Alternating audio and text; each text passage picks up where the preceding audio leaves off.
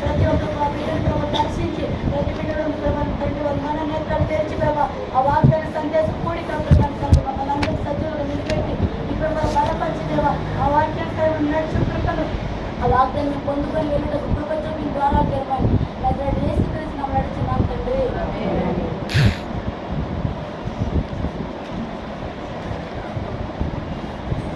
చూస్తున్నాడు. హల్లెలూయా.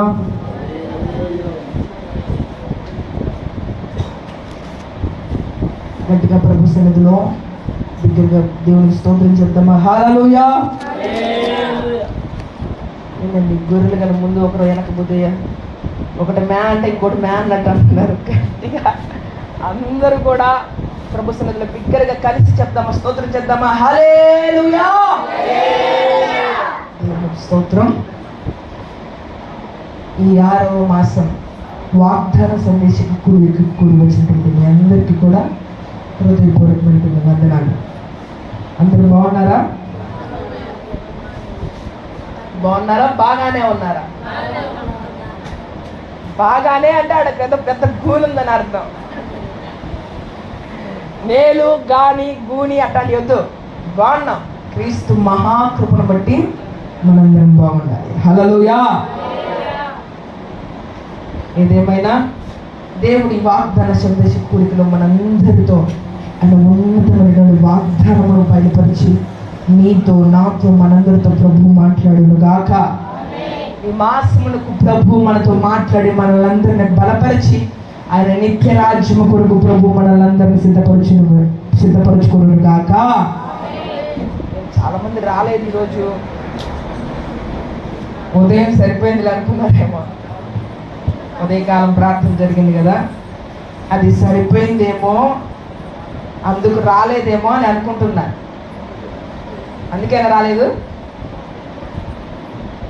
వాగ్దాన సందేశ కూడిక ఎంత ప్రాముఖ్యమైనదంటే, అది ఆదివారం వచ్చిన పగలు చూసుకున్నాం కదా, నైట్ ఏం పని అని అనుకోవచ్చు.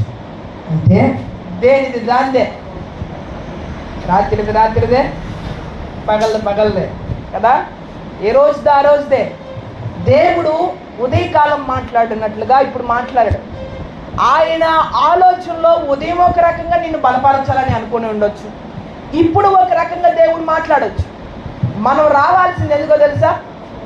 ప్రభు ఏమి మాట్లాడతాడు, నా ఆత్మీయ స్థితిని సరిచేయడానికి, నా ఆత్మీయ స్థితిని బాగు చేయడానికి దేవుడు ఏ మాటలు మాట్లాడతాడని పరుగులు ఎత్తుకుంటూ ప్రభు సన్నిధిలోకి రావాలి. ఏదేమైనా ఈ వాగ్దాన సందేశం కూడి వచ్చిన ప్రతి ఒక్కొక్కరిని నా దేవుడు ఈ 6వ మాసంలో నిశ్చయముగా దేవుడు ఆశీర్వదించును గాక. చదువుకుందాం బైబిల్ గ్రంథంలో నుండి 1 పేతురు 4వ అధ్యాయం 14వ వచనం.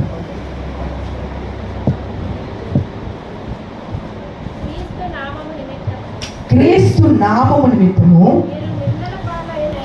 మీరు నిందల పాలైన ఎడల మహిమా స్వరూపి అయినటువంటి ఆత్మ, అనగా దేవుని ఆత్మ మీ మీద నిలుచుచున్నాడు కనుక మీరు ధన్యులు. గట్టిగా హల్లెలూయా చెప్తామా. హల్లెలూయా. దేవుడు ఈరోజు మనకు వాగ్దానం చేస్తున్నటువంటి మాట ఏంటో తెలుసా? మహిమా స్వరూపి అయినటువంటి ఆత్మ, అనగా దేవుని యొక్క ఆత్మ మన మధ్య మన మీద నిలుస్తూ ఉన్నదట. అందుకు మనం అందరం ధన్యులమట. హల్లెలూయా. ధన్యత గురించి దేవుడు ఈరోజు వాగ్దానం చేస్తూ ఉన్నాడు. నా ఆత్మ మీ మీద నిలుచుచున్నది కనుక మీరందరూ ధన్యులు. అంటే ఈ ధన్యత ఎప్పుడు కలుగుతుంది? మీరందరూ ధన్యులు ధన్యులు ధన్యులు అని వాక్యం సెలవిస్తుంది. అసలు ఈ ధన్యత ఎప్పుడు కలుగుతుంది అని బైబిల్లోకి వెళ్ళి మనం చూస్తే అక్కడే రాయబడినటువంటి మాట ఏంటో తెలుసా? నా యొక్క ఆత్మ, అనగా మహిమా స్వరూపి అయినటువంటి ఆత్మ ఎవరి మీద నిలిచి ఉంటుందో, ఎవరి మీద నిలిచి ఉంటుందో వారందరూ కూడా ధన్యులట. అంటే ఇప్పటిదాకా నిలబడలేదనా? డౌట్ రావాలి. మహిమా స్వరూపి అయినటువంటి ఆత్మ ఎవరి మీద నిలిచి ఉంటే వాడు ధన్యుడు. ఒకసారి మనం ప్రశ్నించుకుందాం, ఆ మహిమా స్వరూపి అయినటువంటి ఆత్మ మన మీద ఉందా?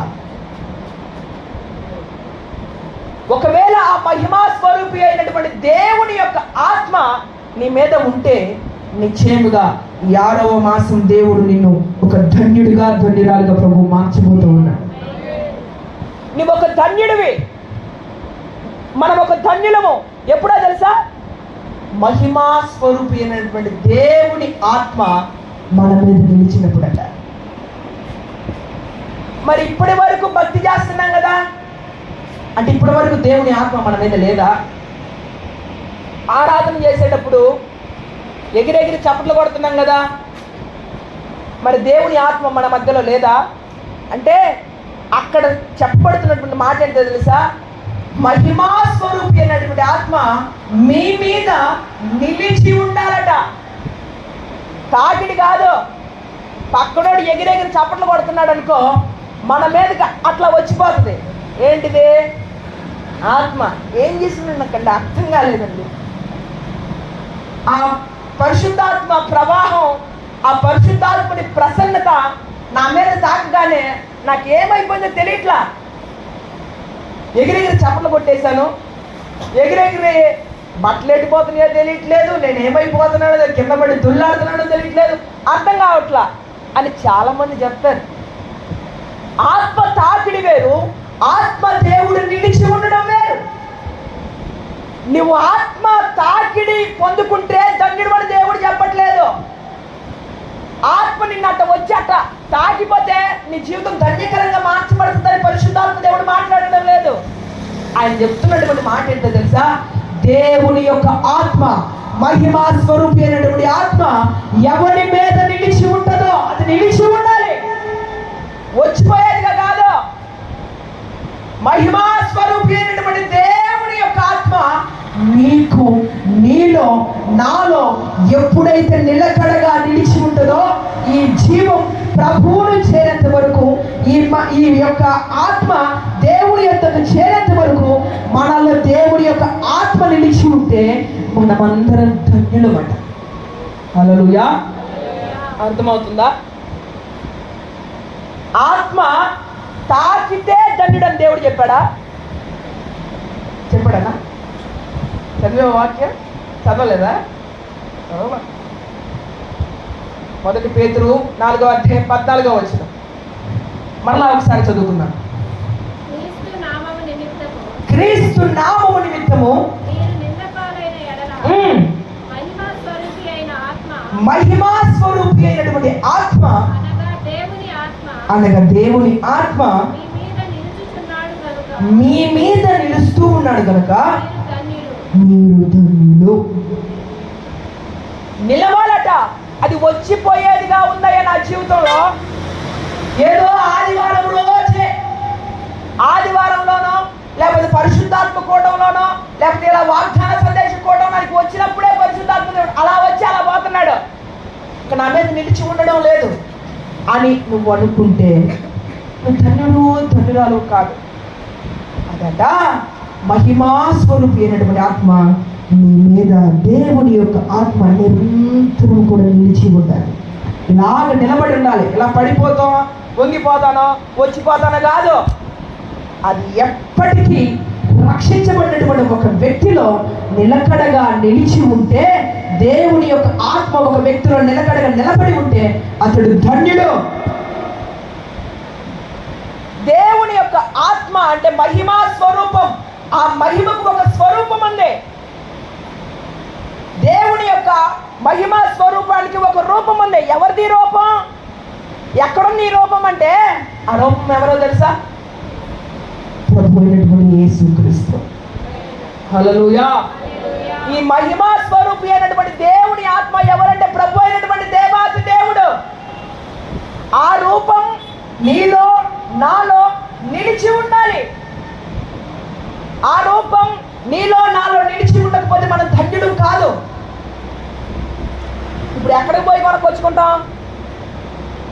మహిమా స్వరూపి అయినటువంటి ఆత్మదేవుడు, ఆ రూపం ప్రభు యొక్క పోలిక నీలో నాలో కలగాలంటే మనం ఏం చేయాలా?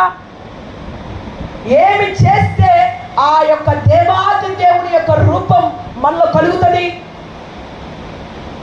దేవుడు చెప్తూ ఉన్నాడు, మహిమా స్వరూపి అయినటువంటి ఆత్మ అనగా నా రూపం, దేవుడి యొక్క పోలిక అయినటువంటి నేను, నా యొక్క రూపం నీలో కలిగితే నువ్వు ధన్యుడివే. నీ జీవితం ఆశీర్వాదకరంగా మార్చబడుతుంది, నీ బ్రతుకు దీవెనకరంగా మార్చబడుతుంది. నువ్వు ఎక్కడికి వెళ్ళినా దేవాది దేవుని రూపం ఒక వ్యక్తిలో ఉంటే అతడు ఎక్కడికి వెళ్ళినా అతని జీవితం ఆశీర్వాదకరంగా మార్చబడుతుంది. హల్లెలూయా. మన రూపం ఎలా ఉంది? ఆయన అంటున్నాడు, నా పోలిక, మహిమా స్వరూపి అయినటువంటి ఆత్మరూపమైనటువంటి నా పోలిక నీలో నిలిచి ఉంటే నువ్వు ధన్యుడివి అని అంటున్నాడు. మరి ఆ రూపం మనలో ఉందా?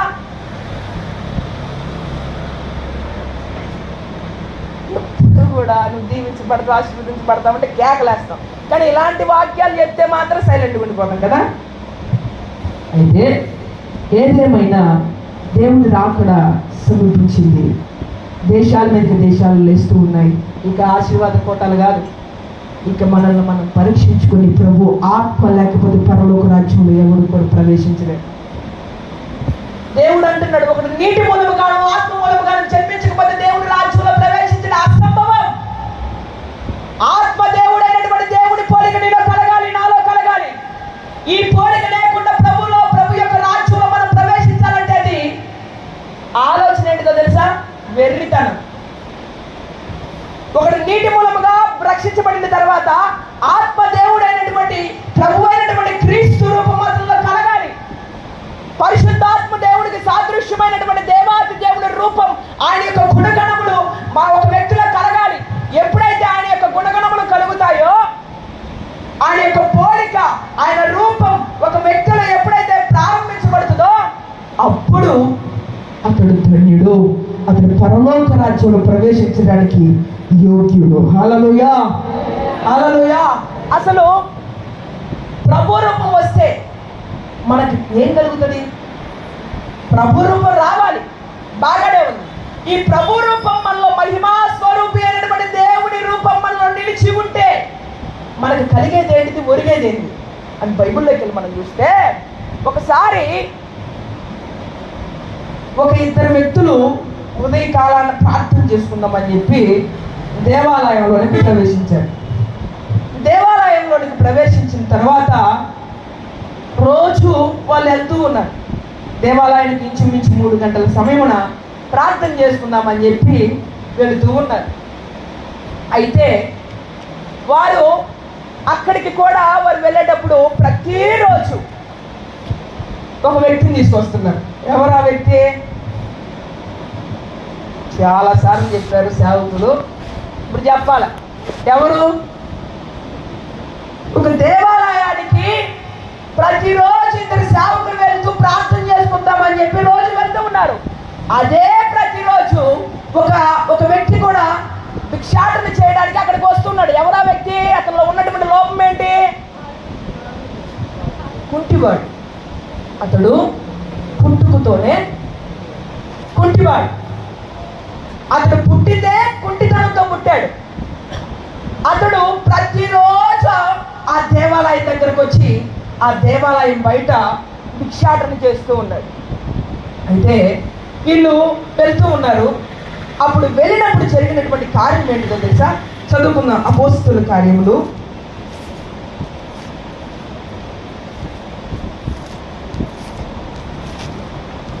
3వ అధ్యాయం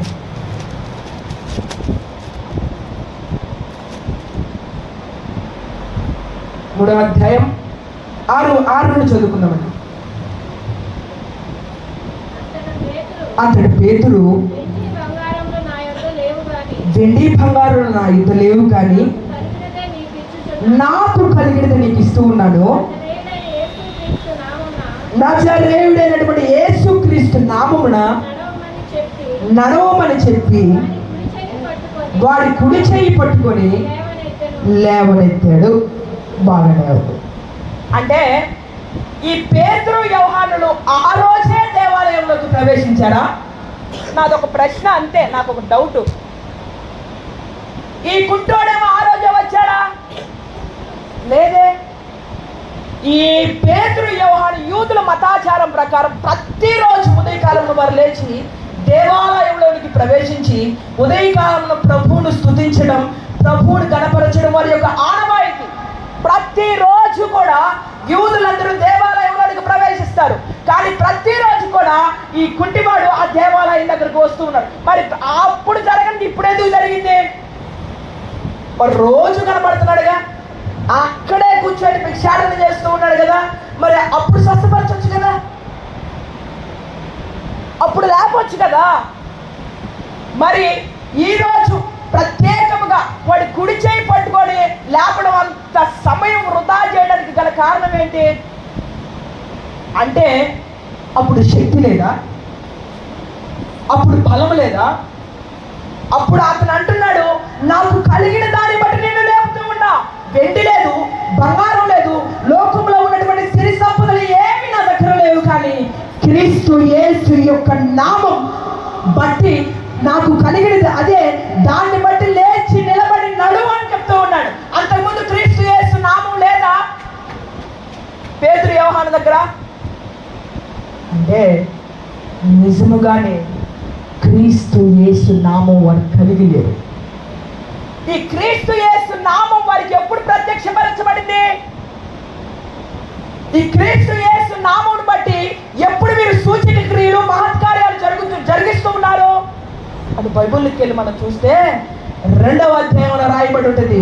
పెంతెకోస్తు పండుగ దినమున, చదవండి 2వ అధ్యాయం మొట్టమొదటి నుంచి.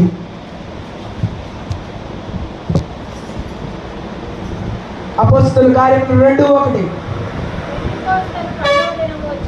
పెంతెకోస్తు పండుగ దినము వచ్చినప్పుడు అందరూ ఒక చోట కూడి ఉన్నారు. అప్పుడు వేగముగా ఆకాశము నుండి అకస్మాత్తుగా మరియు అగ్ని జ్వాలల వంటి నాలుగులుగా విభాగింపబడినటువంటిగా వారికి కనబడి వారిలో ఒక్కొక్కని మీద వాలక వారంతా కూడా మహిమా స్వరూపమైనటువంటి ఆత్మ పోలికలోనికి మారిపోయారు. హల్లెలూయా, హల్లెలూయా. వీరు ఎప్పుడైతే మహిమా స్వరూపమైనటువంటి ఆత్మ పోలికలోనికి మారారో అప్పుడు జరుగుతున్నటువంటి కార్యం ఏంటో తెలుసా? ఎప్పుడైతే పేతురు యోహానులు మహిమా స్వరూపమైనటువంటి ఆత్మ దేవుని పొందుకున్నారో, ఆ మహిమా స్వరూపమైనటువంటి ఆత్మ దేవుని నిలుపుకున్నారో వారిలో, అప్పుడు చెప్తూ ఉన్నారు ఏంటో తెలుసా? క్రీస్తు యేసు యొక్క నామమును బట్టి లేచినాడు. హల్లెలూయా, హల్లెలూయా. ఎంతవరకు మేము సంపాదించుకున్నది అదే. క్రీస్తు యేసు యొక్క నామం ఎప్పుడు వీరికి కలిగింది? మహిమా స్వరూపి అయినటువంటి ఆత్మ నిలిచినప్పుడు.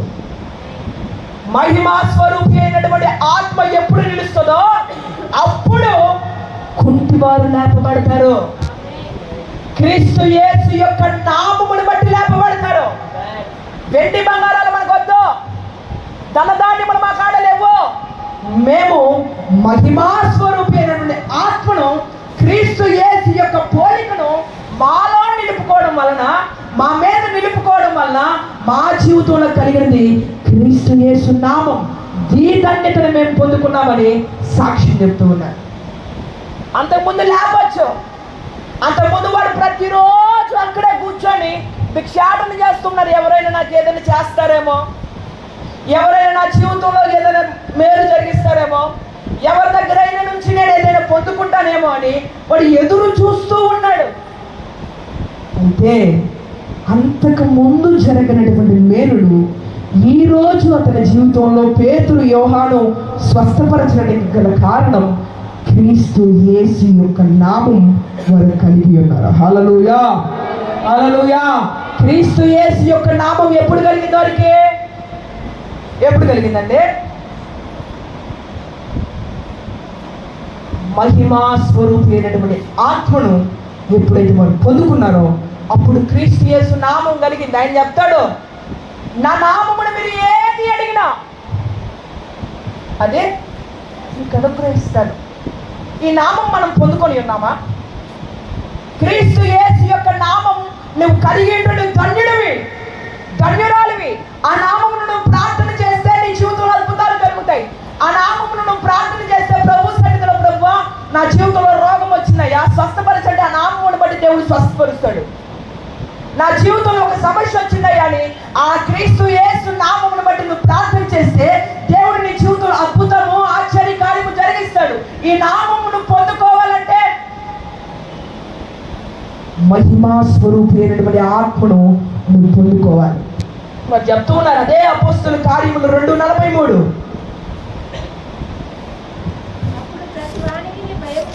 అప్పుడు ప్రతివాడికి భయం కలిగింది. ఎప్పుడు? మహిమా స్వరూపి అయినటువంటి ఆత్మదేవుడు ఎప్పుడైతే ఒక వ్యక్తి మీద నిలిచి ఉన్నాడో అప్పుడు అక్కడ ఉన్నటువంటి ప్రజలందరికీ భయం కలిగింది. అనేక మహత్కార్యములు సూచక క్రియలు అపోస్తలుల ద్వారా జరిగాయి. హల్లెలూయా, హల్లెలూయా. అపోస్తలుల ద్వారా మహత్కార్యములు సూచక క్రియలు జరిగాయి. మరి మన జీవితాలలో అద్భుతాలు జరగాలని ఆశించినటువంటి కుటుంబం లేదు, మహత్కార్యములు మా జీవితంలో జరగాలని ఆశించినటువంటి మనిషి లేడు. ప్రతి ఒక్కరు అనుకుంటారు నా జీవితంలో అద్భుతం జరగాలి, మహత్కార్యాలు జరగాలి, సూచక్రియలు జరగాలని. వారు చెప్తూ ఉన్నారు ఏంటో తెలుసా? అపోస్తలుల ద్వారా మహత్కార్యములు సూచక్రియలు ఎప్పుడు జరిగాయి? మహిమా స్వరూపి అయినటువంటి ఆత్మను వాళ్ళు ఎప్పుడైతే పొందుకున్నారో వారు ధన్యులుగా మార్చబడ్డారు. వారి ద్వారా అనేకుల జీవితాల్లో మహత్కార్యములు సూచక్రియలు జరిగాయి. హల్లెలూయా, హల్లెలూయా. పేతురు యోహాను జీవితంలో జరగడమే కాదు, వారికి కూడా ఒక అద్భుతం. ఏంద్రా బాబు, మేము చేపలు పట్టుకునేటువంటి వారం, మేము ఎందుకు పనికిరానేటువంటి వారం. మా జీవితం ఒకప్పుడు మా పూర్వపు స్థితిని చూస్తే మా స్థితిగతులు ఎలా ఉంటాయంటే రాత్రంతా సముద్రం మీద బట్టలు లేకుండా ఆ పడవలో నిద్రాగారాలు లేకుండా బ్రతికినటువంటి బ్రతుకులు. మా ద్వారా ఏంటి? మా నీడ పడితే సచ్చిని సేవలు వేస్తూ ఉన్నాయి, మా నీడ పడితే రోగులు స్వస్థపరచబడుతున్నారని వారికి కూడా అర్థం కావట్లా. వారి జీవితాల్లో కూడా ఒక అద్భుతం అది. వారు అనుకుంటూ ఉన్నారు మేమేంది, మమ్మల్ని మా నీడ తగిలి రోగులు స్వస్థపరచడం ఏంది అని. వారు మాత్రమే కాదు, వారి ద్వారా అనేకుల జీవితాల్లో మహత్కార్యాలు సూచక్రియలు జరుగుతూ ఉన్నాయి. ఈరోజు నీ జీవితంలో మేలు జరగడమే కాదు, నీ జీవితంలో అద్భుతాలు సూచక్రియలను రుచి చూడడమే కాదు, నీవు రుచి చూసి అనేకులకు రుచి చూపించేవాడిగా నువ్వు మార్చబడాలి. హల్లెలూయా, హల్లెలూయా. నువ్వు వండుకున్న కూర నువ్వు ఎన్ని రోజులు నీకు ఏం ప్రయోజనం? నువ్వు ఇంట్లో చికెన్ వండుకున్నావు, నీ టేస్ట్ నీకే తెలిసింది. పక్కన నిన్ను పొగడాలంటే నువ్వు ఆ రుచి చూపించాలి కదా. చూపించాలా లేదా? చెప్తాను, చూపించాలి కదా. నిన్ను గురించి అనేకులు పలానా కూర వండితే ఉంటుంది, మళ్ళా తినాలనిపిస్తుంది, పలానా ఐటెం చేస్తే ఉంటుంది, మరలా ఇంకోసారి తినాలనిపిస్తుంది అని అనేకులు నిన్ను గురించి నువ్వు చెప్పాలంటే ఆ రుచి అనుభవం పక్కన వాళ్ళు చూడాలి, చూస్తేనే తెలుస్తుంది కదా. అదే మహిమా స్వరూపి అయినటువంటి ఆత్మదేవుడు నీ జీవితంలో ఉంటే ఈ మహిమా స్వరూపి అయినటువంటి ఆత్మను ప్రతి క్షణం నిలుపుకున్నటువంటి నీవు ఆత్మదేవుడు రుచి చూస్తూ ఉంటే ఈ రుచిని అనేకులకు నువ్వు పరిచయం చేస్తే అనేకులు పరుగులెత్తుకుంటూ దేవుడి మందిరానికి వస్తారు. హల్లెలూయా, హల్లెలూయా. అనేకులు పరుగులెత్తుకుంటూ తప్పక ప్రభు సన్నిధిలోకి వస్తారు. అక్కడ చెప్పబడుతున్నటువంటి మాట అదే. అనేకులు మహత్కార్యాలు సూచక క్రియలు అపోస్తలుల ద్వారా చూశారు. కారణం వారు మహిమా స్వరూపి అయినటువంటి ఆత్మదేవుణ్ణి వారిని నిలుపుకున్నారట. హల్లెలూయా. ఈ నిలుపుకున్న తర్వాత ఏం జరిగిందంటే వాడు ఆ కుంటోడు కుంటి స్థితిలోనే లేడు. క్రీస్తు యేసు నామమును బట్టి వాడికి ఏం కలిగిందంటే మరొకసారి చదువుకుందాం. అపోస్తలుల కార్యములు 7 నుంచి చదవక 3వ అధ్యాయం 7. వాడి కుడి చేయి పట్టుకున్నారు, వెంటనే వాడి పాదములు చీల మండలములు బలపడెను, వాడు దిక్కును లేచాడట, లేచి నడిచెను, నడుచుచు గంతులు వేయించు దేవుని స్తుతించుచు వారితో కూడా దేవాలయంలోనికి ప్రవేశించాడట. హల్లెలూయా, హల్లెలూయా. నిద్ర వచ్చే వాళ్ళు ఒకసారి చెప్పండి హల్లెలూయా. నిద్రపోకండి. దేవుడు మాట్లాడుతున్నప్పుడు నిద్రమొత్తు రాకూడదు. పరిశుద్ధాత్మ దేవుడు ఒక క్రొత్త అనుభవంలోనికి మనల్ని తీసుకొని వెళ్తూ ఉన్నాడు. ఒక క్రొత్తమైనటువంటి మార్గంలోనికి మనం నడిపిస్తున్నప్పుడు ఆసక్తితో దేవుడు ఏం మాట్లాడుతున్నాడు అని ఎదురు చూడాలి. ఆ ఆశను చూసినటువంటి దేవాది దేవుడు నిశ్చయముగా నేను తృప్తిపరుస్తాడు. హల్లెలూయా. అతడి జీవితంలో జరిగినటువంటి మేలేంటిదో తెలుసా? అతడి చీల మండలములు బలపరచబడ్డాయట. చీల మండలములు దేనికి సాదృశ్యంగా ఉన్నాయి? దృఢత్వానికి సాదృశ్యంగా ఉన్నాయి. ఒక వ్యక్తి నిలబడాలంటే అతనికి ఏం కావాలి? దృఢత్వం కావాలి, శక్తి కావాలి. ఈ దృఢత్వం అతనిలో లేకపోతే అతడు నిలబడలేడు, అతడు లేచి నడవలేడు, అతడు గంతులు వేసేటువంటి అనుభవం అతనిలో ఉండదు. దృఢత్వం లేకపోతే ఒక వ్యక్తి కుప్ప కూలిపోతాడు. ఎన్ని సంవత్సరాలు అతనిలో దృఢత్వం లేకపోతే అన్ని సంవత్సరాలు కుంటితనం, అవిటితనంతోనే ఉంటాడు. దృఢత్వం దేనికి సాదృశ్యంగా ఉందంటే నీ ఆత్మీయ స్థితికి గుర్తుగా ఉంది. హల్లెలూయా. పుట్టాం. ప్రతి ఒక్క వ్యక్తి పుట్టిన నాటి నుండి, అంటే క్రీస్తులో పుట్టినటువంటి ఒక వ్యక్తి, యేసు క్రీస్తు రక్తము చేత కడగబడినప్పుడు నువ్వు ఒక క్రీస్తులో పుట్టినటువంటి వ్యక్తివి, క్రీస్తులో జన్మించినటువంటి వ్యక్తివి. జన్మించిన తర్వాత అవిటితనం ఉండకూడదు. జన్మించిన తర్వాత పుట్టినటువంటి వాడు పుట్టిన నాటి నుండి కుంటివాడట. పుట్టినప్పటి నుంచి అవిటితనంలోనే ఉన్నాడట. అతడు పుట్టాడే కానీ అతను దృఢత్వం లేదు. కుప్ప కూలిపోయినటువంటి అనుభవాలు ఎందుకు వచ్చాయో తెలుసా? అతనికి ఆత్మీయ అభివృద్ధి లేక. ఈరోజు క్రీస్తు యేసులో జన్మించినటువంటి తర్వాత నీకు ఒక ఆత్మీయ దృఢత్వం కావాలి. నీ యొక్క స్థితి, నీ ఆత్మీయ స్థితి దృఢముగా ఉండాలి. ఎప్పుడైతే క్రీస్తులో పుట్టిన నాటి నుండి నువ్వు దృఢంగా ఉంటావో నీకు కుంటితనం అనేది మన జీవితంలో ఉండదు, అవిటితనం అనేది మన బ్రతుకుల్లో ఉండదు. ఒకరి దగ్గర సహాయం కోసం ఎదురు చూసేటువంటి అనుభవాలు మన బ్రతుకుల్లో ఉండవు. దేవుడు ఏం చేస్తాడో తెలుసా? నిన్ను లేచి నిలబెట్టి గంతులు వేసేటువంటి అనుభవాన్ని ఇచ్చి దేవాలయంలో నా దేవుడు నిన్ను ప్రవేశింపజేస్తాడు. హల్లెలూయా, హల్లెలూయా. క్రీస్తు యేసు నామము ద్వారా మహిమా స్వరూపి అయినటువంటి ఆత్మను నిలుపుకున్నటువంటి వారి ద్వారా అతని జీవితంలో జరిగినటువంటి మేలేంటిదో తెలుసా? పుట్టిన నాటి నుండి ఏ స్థితిలో కుప్పకూలిపోయి దృఢత్వం లేక, ఆత్మీయ అభివృద్ధి లేక బ్రతుకుతూ ఉన్నాడో అతని ఆత్మీయ జీవితం లేపబడి దేవాలయంలో ప్రవేశించాడు. హల్లెలూయా. ఈరోజు దేవాలయంలో ప్రతి ఒక్క వ్యక్తి ప్రవేశించాలి.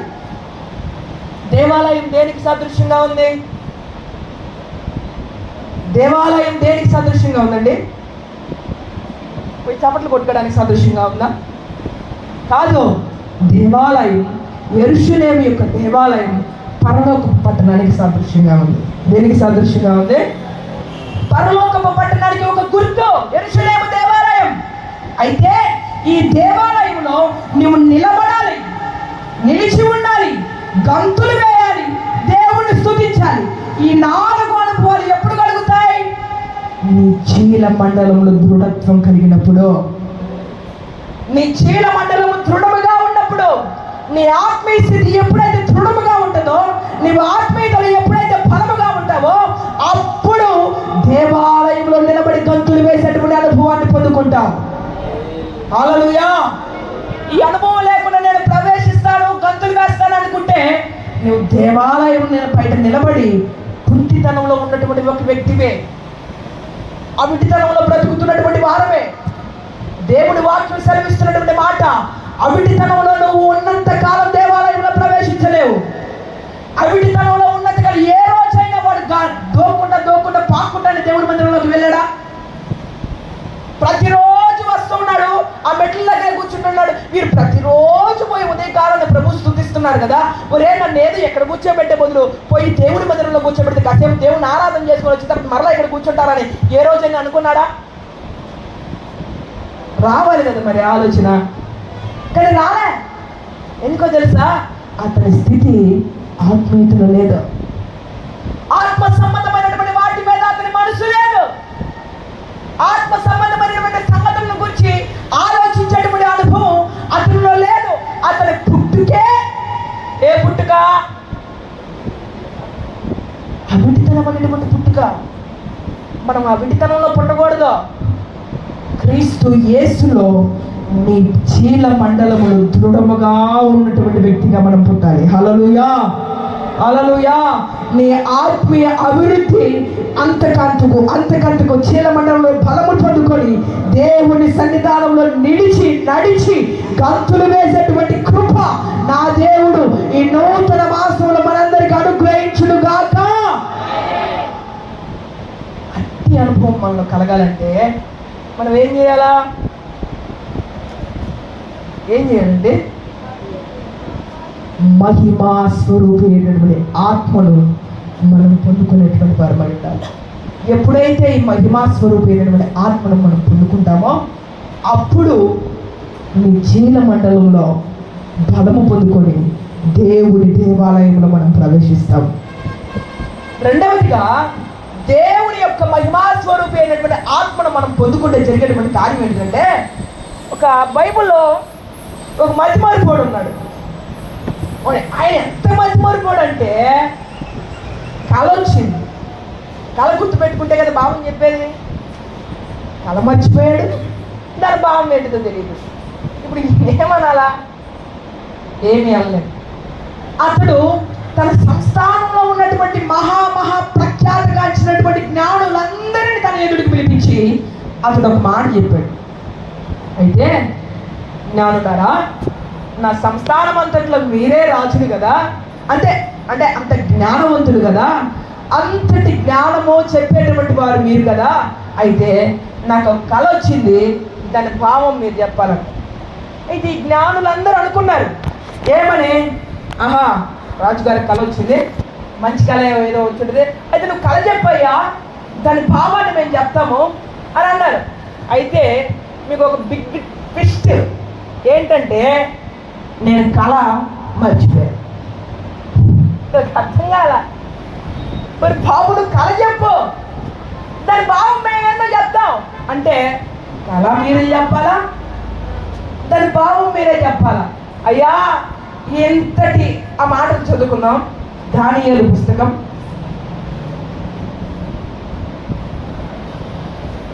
2వ అధ్యాయం 10వ వచనం ఒకసారి చదువుకొని, చాలా బాగుంటుంది.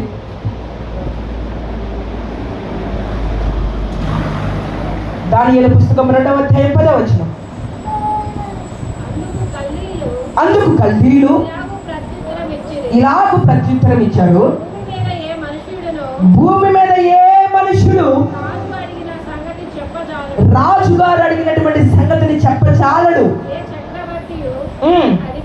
ఆ మాటతో ఆ పక్క ఒక్కసారి అదే 11 కిందకి చదువు. దేవతలు కాక అక్కడి నుంచి,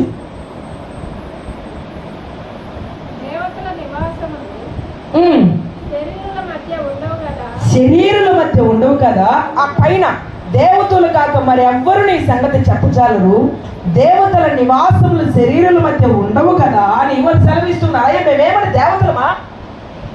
నువ్వు కళను మర్చిపోయావు, దాని భావాన్ని భావం ఏంటో తెలియదు. కళ చెప్తే దాని భావాన్ని మేము చెప్పగలం, కానీ కళ కూడా చెప్పాలంటే మేమేమైనా దేవతలమా అని వారు చెప్తూ ఉన్నారు. దేవతల నివాసాలు భూమి మీద ఉండవు రాజా అని చెప్తే రాజు అంటున్నారు, రే మీరేం చేస్తారో నాకు తెలియదు, మీరు బ్రతికి ఉండాలంటే, భూమి మీద 4 మెతుకులు తినాలంటే కళ భావాన్ని మీరే చెప్పాలా, లేకపోతే జ్ఞానులు అనుకుంటున్నటువంటి మిమ్మల్ని ఎవ్వరిని కూడా భూమి మీద వచ్చిన మొత్తాన్ని చెప్పాడని చెప్పి రాజు ఒక ఆజ్ఞను పుట్టించాడు.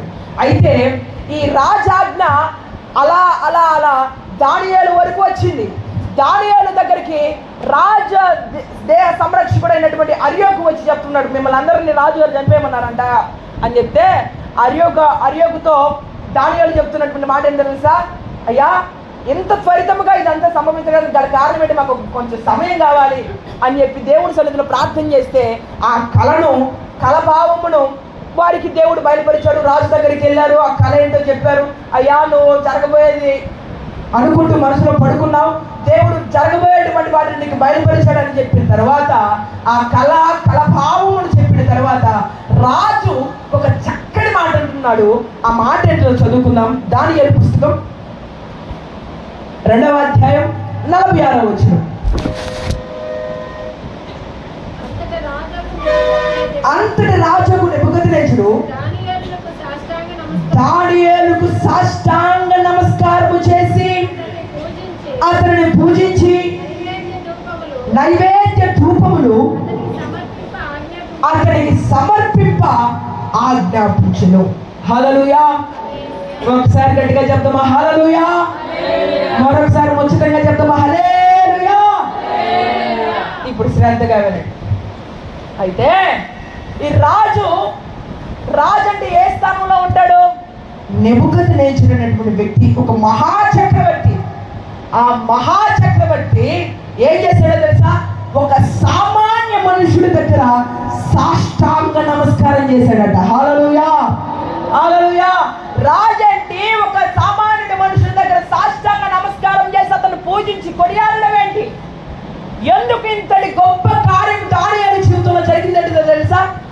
అతడు దేవతల ఆత్మను పొందినటువంటి వాడట. హల్లెలూయా. ఏ ఆత్మదే? మహిమా స్వరూపి అయినటువంటి దేవుని ఆత్మ. మహిమా స్వరూపి అయినటువంటి దేవుని ఆత్మ ఎప్పుడైతే దానియేలు మీదకి వచ్చిందో, నెబుకద్నెజరు మహాచక్రవర్తి అని చెప్పుకుంటున్నటువంటి నెబుకద్నెజరు దానియేలు ముందు సాగిలపడి సాష్టాంగపడి నమస్కారం చేస్తూ ఉన్నాడు.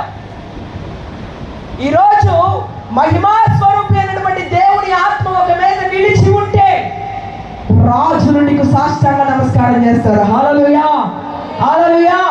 ఏ రాజులో? ఇప్పుడు ప్రధానమంత్రి వచ్చి మనకు సాష్టాంగ నమస్కారం చేస్తాడేమో ఆలోచన రావచ్చు. అయితే ప్రతి ఒక్కరి జీవితంలో రాజులు ఉన్నారు.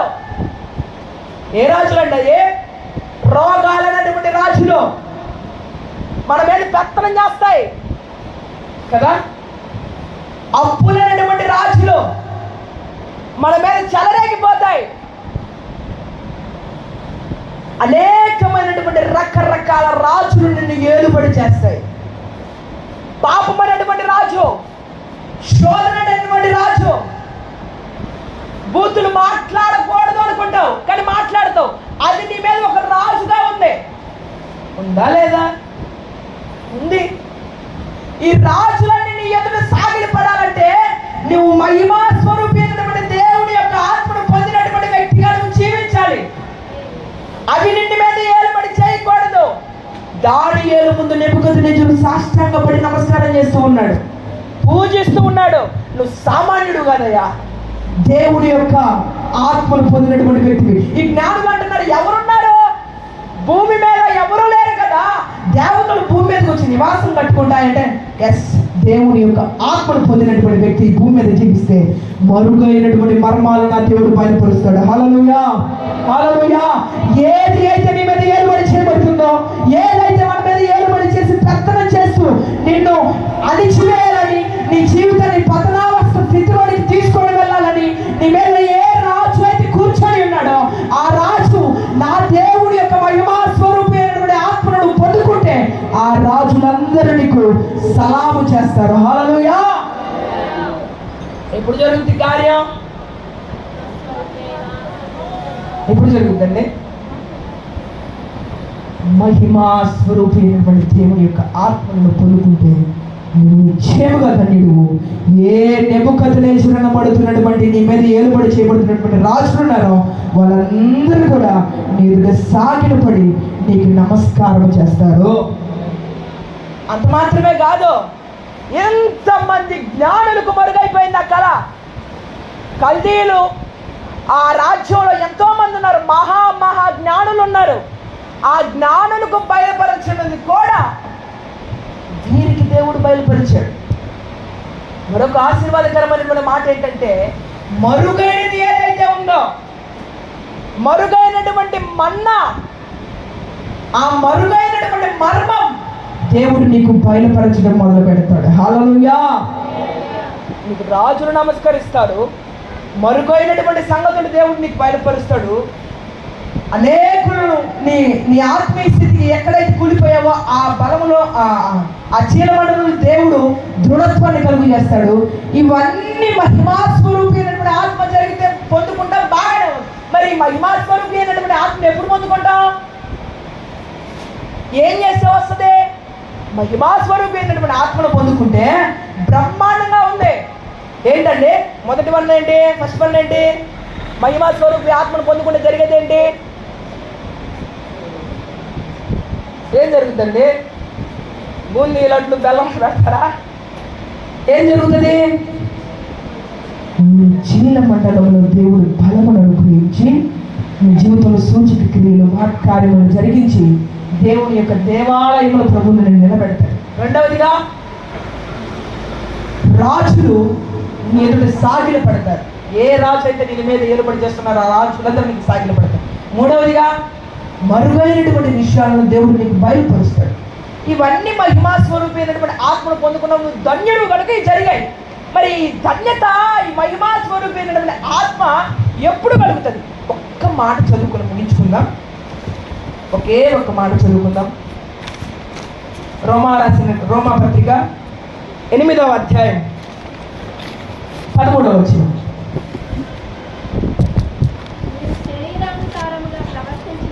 మీరు శరీరానుసారంగా ప్రవర్తించినటువంటి ఎడల చావవలసినటువంటి వారయుందురు గాని ఆత్మ చేత శారీర క్రియలను చంపిన ఎడల మీరు జీవిస్తారు. అక్కడ పుట్టినోట్లో ఒక మాట ఉంటుంది, చదవక. ఆ కుమారుడు అని ఉంటుంది. ఒక్క నిమిషం.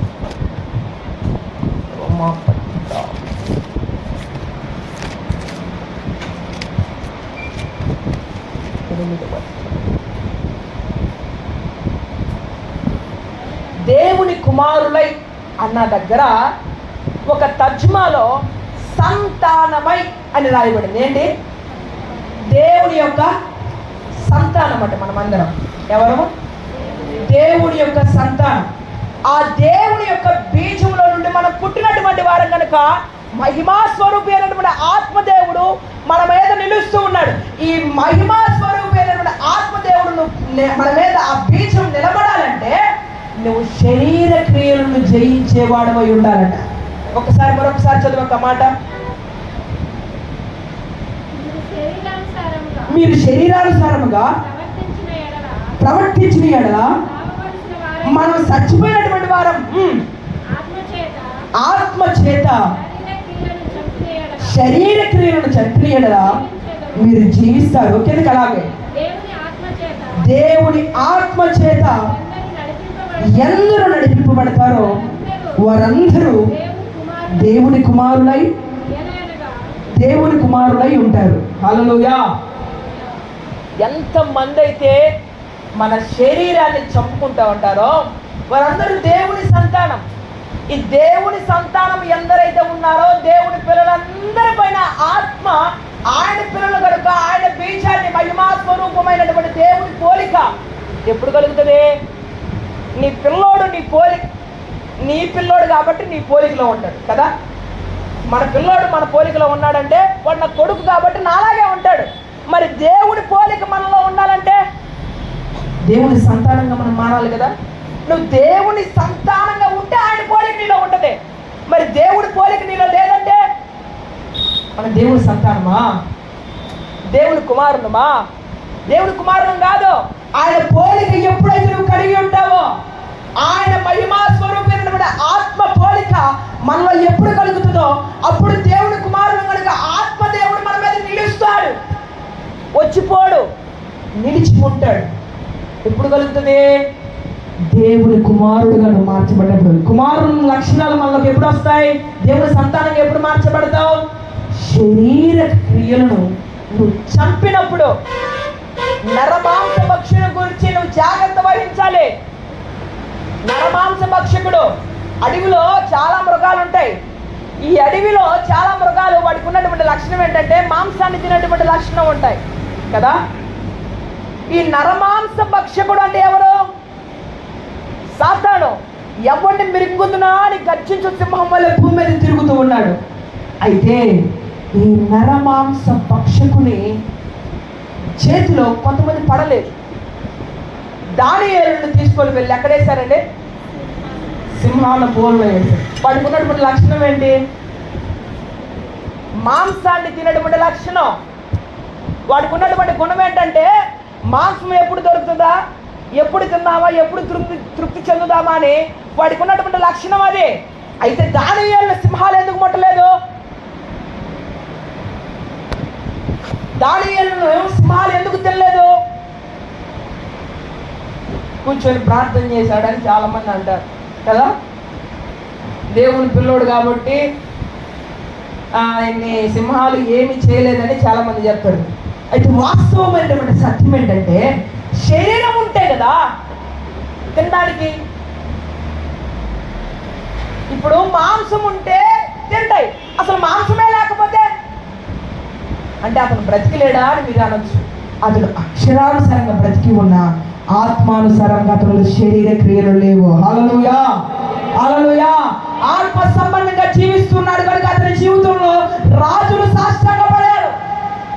ఆత్మ సంబంధమైనటువంటి బ్రతుకుతూ ఉన్నాడు కనుక శరీరాన్ని చంపుకున్నాడు. శరీరాత్మలో ఏలుబడి చేయలేదు. శరీరపు అనుభవాలు, శరీరపు కార్యాలు అతని దానియేలు జీవితంలో లేవు. దానియేలు ఎప్పుడైతే శరీరానుసారంగా ప్రవర్తించలేదో, శరీరం అతనిలో పని చేయలేదో, సింహాలు అతన్ని ఏమీ చేయలేకపోయాయి.